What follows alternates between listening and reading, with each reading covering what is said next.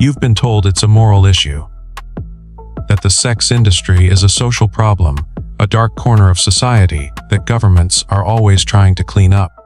But if you look a little closer, if you stop listening to the words and start following the money, you'll see a much different story. Because behind the public outrage, the virtue signaling, and the performative crackdowns, something else is happening. Governments are quietly profiting. Deeply, consistently, and strategically. It starts with taxes, of course. In places where sex work is legalized or tolerated, governments don't just allow it, they monetize it. They regulate it, license it, and tax it like any other business. Workers pay income tax. Brothels pay business tax. Even adult content creators are tracked for digital revenue streams. On paper, it's all above board. But here's the twist: even in places where it's technically illegal, governments still find ways to cash in. How? Through fines, fees, and forfeitures. Through the quiet backdoor of enforcement that isn't about justice, it's about revenue. Every time there's a sting operation or a cleanup campaign, assets are seized. Property, cash, cars, anything linked to the operation. Civil asset forfeiture laws make it legal. No conviction needed, just suspicion. And once those assets are taken, they're rarely returned. They're sold off. Profits go straight into public budgets. Police departments, district attorney offices, special task forces. It's not just law enforcement, it's a business model. And then there's the gray zone, where governments don't participate directly, but they enable. They look the other way while the industry thrives in shadows, because that shadow casts long economic benefits. Hotels, liquor sales, advertising platforms, online payment processors, they all rake in revenues from proximity to the trade. And guess who taxes them? That's right, the state. It's like pretending not to see the crocodile dung sunscreen while still selling the aloe to treat the rash. You're told to think of this industry as taboo, as toxic, but the system doesn't treat it that way. It treats it like a gold mine. Just one it doesn't want to talk about. Because if you knew how many public programs were quietly propped up by this underground economy, you might start asking uncomfortable questions.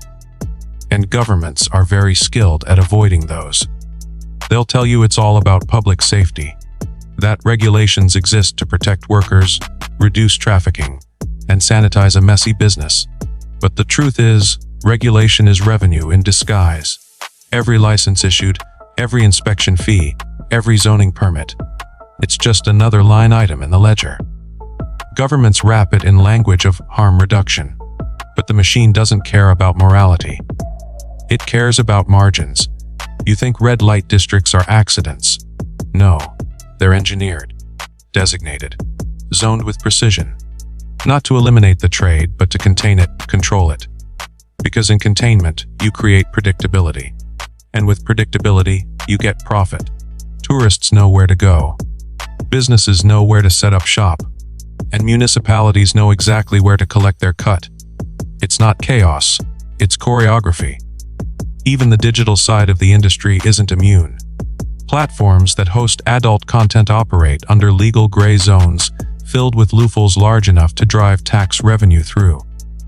And governments, they monitor, fine-tune, sometimes subtly cooperate.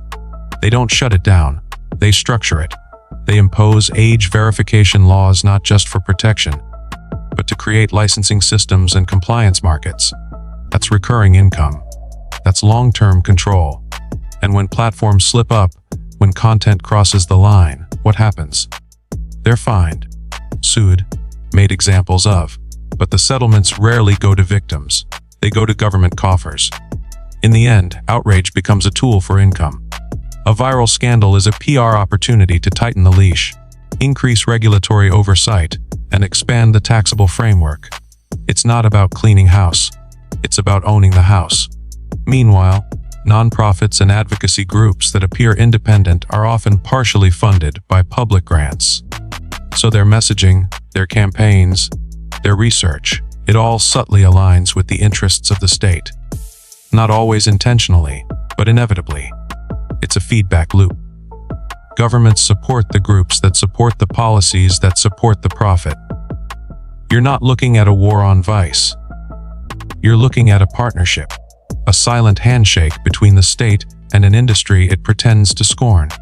They wear outrage like a badge, but it's just camouflage.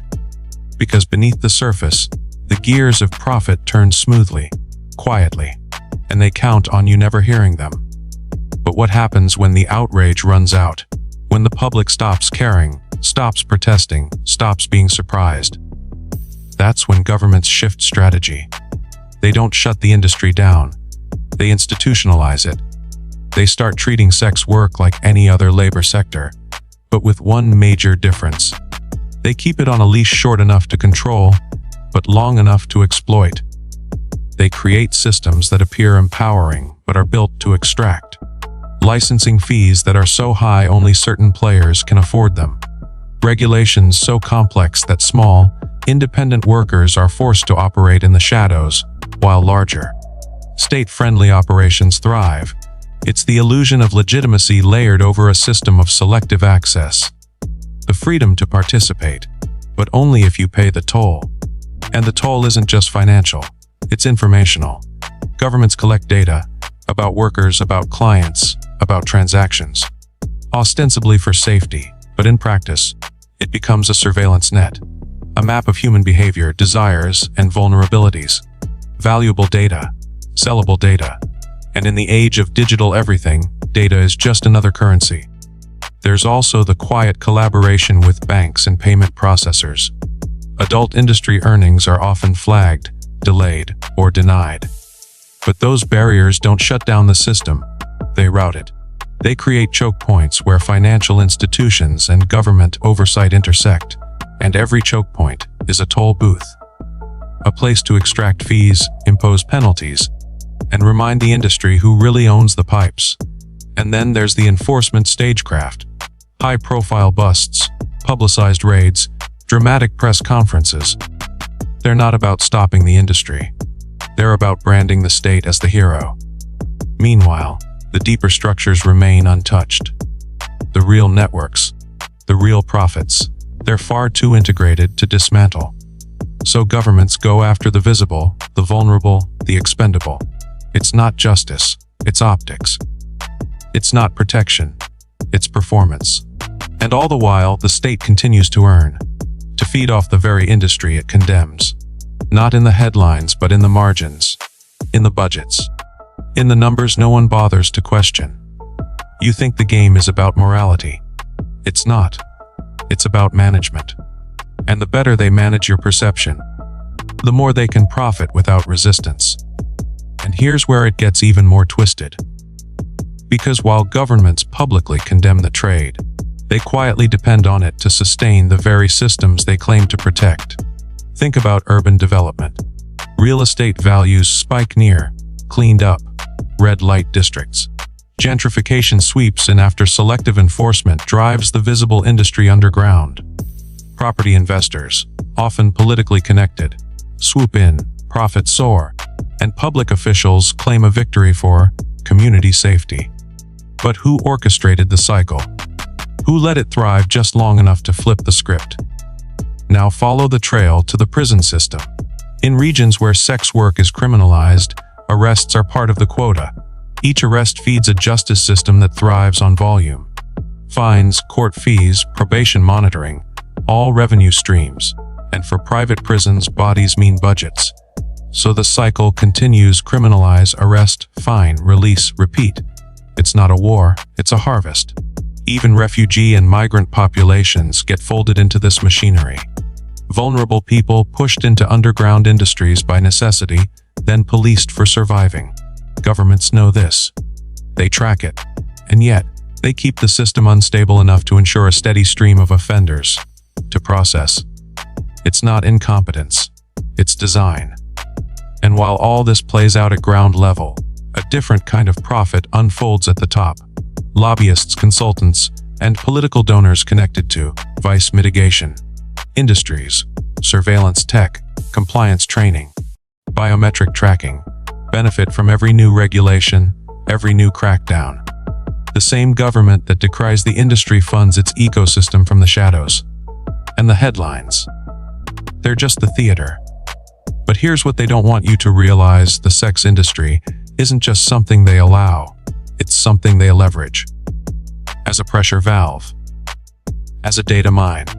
As a reason to expand surveillance, justify budgets, and control populations. It's not chaos, it's calculus. And if you ever dared to ask why governments don't just abolish it entirely, you'd be asking the wrong question. The real question is, why would they? When it generates income, controls behavior, and can be used to justify almost any policy they want to pass, why would they ever let that go? But now you see it, don't you? The contradiction, the hypocrisy, the performance. They sell you a morality tale while quietly cashing in. They demonize the very thing they profit from. And they count on you being too distracted, too divided, or too discouraged to notice. But now you do notice. And the question becomes, what will you do with that awareness? Because once you realize governments profit from the very dysfunction they claim to fight, you start to see the pattern. Because once you realize governments profit from the very dysfunction they claim to fight, you start to see the pattern everywhere. It's not just the sex industry. It's addiction, poverty, debt, surveillance. They don't solve these problems because these problems are profitable. They build infrastructures around them. They create entire departments, funding pipelines, election platforms based on battling issues they have no real intention of ending. Why would they?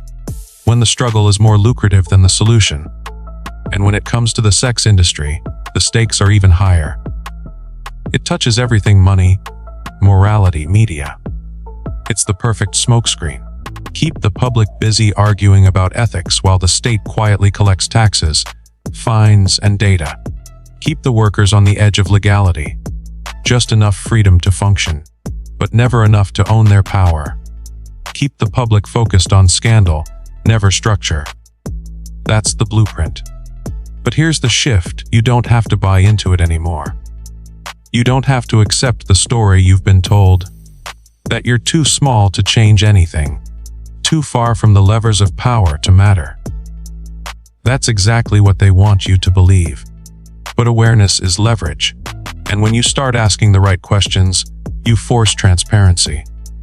When you support reform that centers people over profit, you disrupt their model.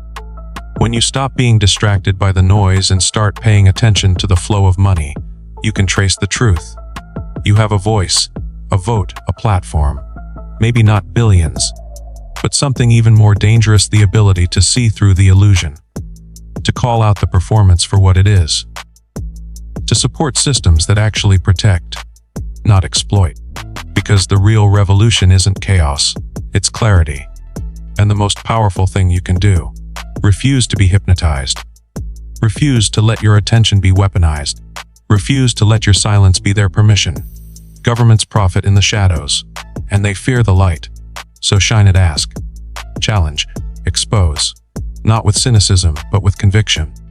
Because the moment you stop being a passive observer and start becoming an informed disruptor, the game changes. Their quiet little profit stream. It starts to dry up, and the system that depends on your ignorance suddenly finds itself accountable. That's the first step, not to burning it down, but building something better, something honest, something human. And it starts with you awake, aware, unafraid.